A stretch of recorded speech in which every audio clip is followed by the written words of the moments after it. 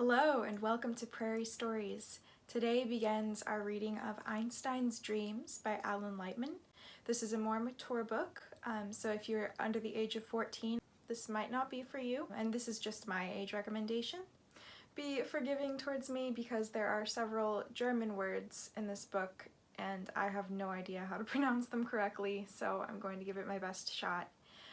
But thank you for tuning in, and I hope you will enjoy. I've chosen it specifically because it's one of my favorite books, and I'm beginning reading it during the pandemic of coronavirus. I think you'll understand why I've chosen it once we get along, but it seems to be quite fitting for the times, as right now as a global society we are having to learn to understand that there can be many different versions of life, and that life can change in any moment.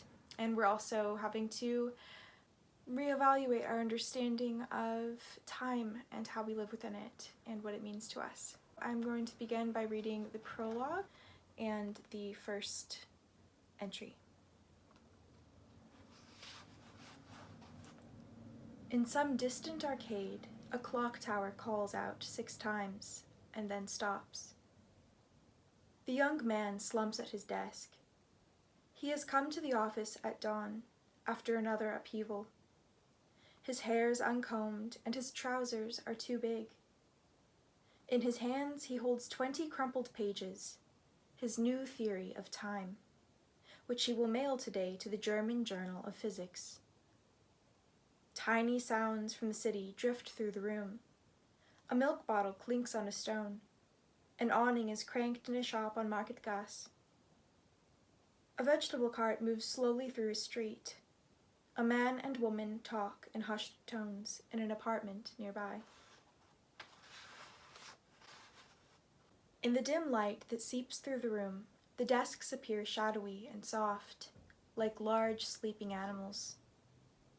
Except for the young man's desk, which is cluttered with half-opened books, the 12 oak desks are all neatly covered with documents, left from the previous day. Upon arriving in 2 hours, each clerk will know precisely where to begin. But at this moment, in this dim light, the documents on the desks are no more visible than the clock in the corner or the secretary's stool near the door. All that can be seen at this moment are the shadowy shapes of the desks and the hunched form of the young man. 10 minutes past 6 by the invisible clock on the wall. Minute by minute, new objects gain form.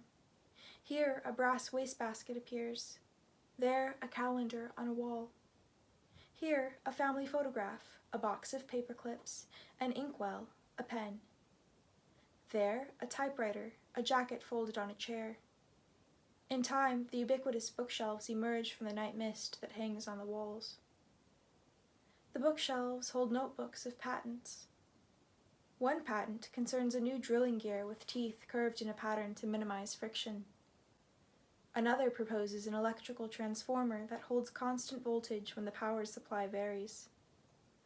Another describes a typewriter with a low-velocity type bar that eliminates noise. It is a room full of practical ideas. Outside, the tops of the Alps start to glow from the sun. It is late June. A boatman on the air unties his small skiff and pushes off, letting the current take him along our Strasse to Gerbengasse, where he will deliver his summer apples and berries.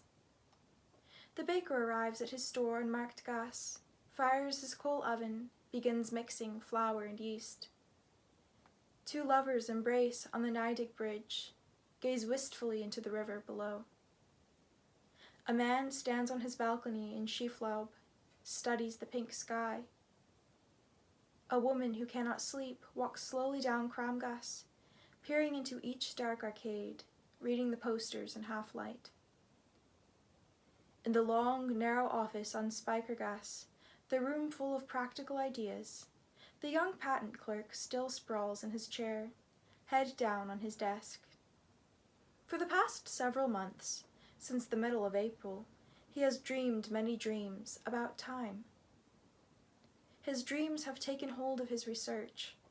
His dreams have worn him out, exhausted him so that he sometimes cannot tell whether he is awake or asleep. But the dreaming is finished. Out of many possible natures of time, imagined in as many nights, one seems compelling. Not that the others are impossible. The others might exist in other worlds. The young man shifts in his chair, waiting for the typist to come, and softly hums from Beethoven's Moonlight Sonata. That was the end of the prologue, and now we begin the first entry, 14 April 1905. Suppose time is a circle, bending back on itself. The world repeats itself, precisely, endlessly. For the most part, people do not know they will live their lives over. Traders do not know that they will make the same bargain again and again. Politicians do not know that they will shout from the same lectern an infinite number of times in the cycles of time. Parents treasure the first laugh from their child as if they will not hear it again. Lovers making love the first time undress shyly, show surprise at the supple thigh, the fragile nipple.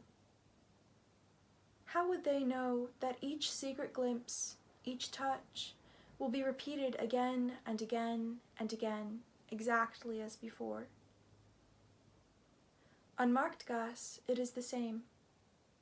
How could the shopkeepers know that each handmade sweater, each embroidered handkerchief, each chocolate candy, each intricate compass and watch will return to their stalls? At dusk, the shopkeepers go home to their families or drink beer in the taverns, calling happily to friends down the vaulted alleys, caressing each moment as an emerald on temporary consignment. How could they know that nothing is temporary, that all will happen again? No more than an ant crawling round the rim of a crystal chandelier knows that it will return to where it began. In the hospital on Gervingasse, a woman says goodbye to her husband. He lies in bed and stares at her emptily. In the last 2 months, his cancer has spread from his throat to his liver, his pancreas, his brain. His 2 young children sit on one chair in the corner of the room, frightened to look at their father. His sunken cheeks, the withered skin of an old man. The wife comes to the bed and kisses her husband softly on the forehead, whispers goodbye, and quickly leaves with the children. She is certain that this was the last kiss.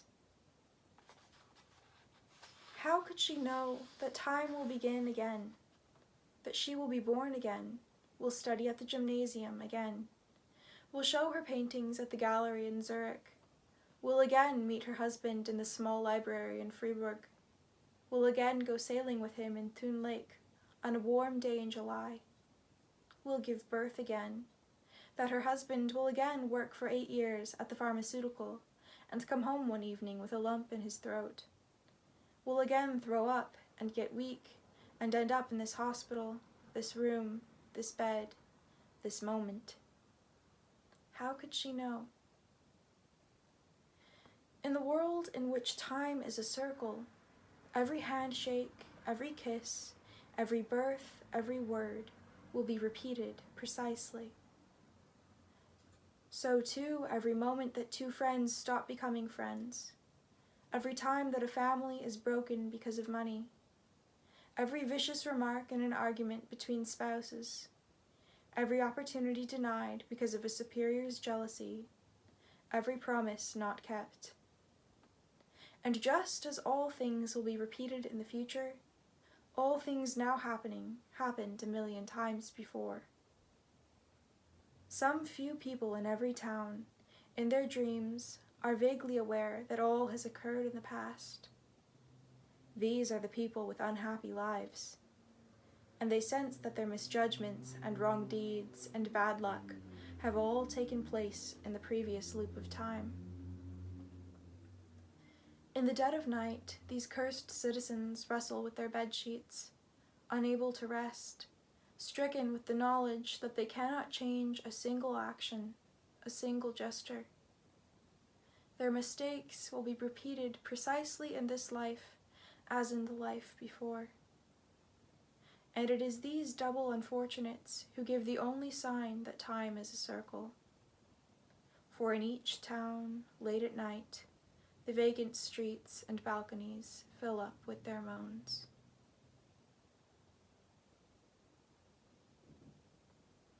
That is the end of the first entry of the book Einstein's Dreams by Alan Lightman. I hope you enjoyed it. And next time we'll read the 16th of April, 1905, which is the second entry in the book. Take care, everyone.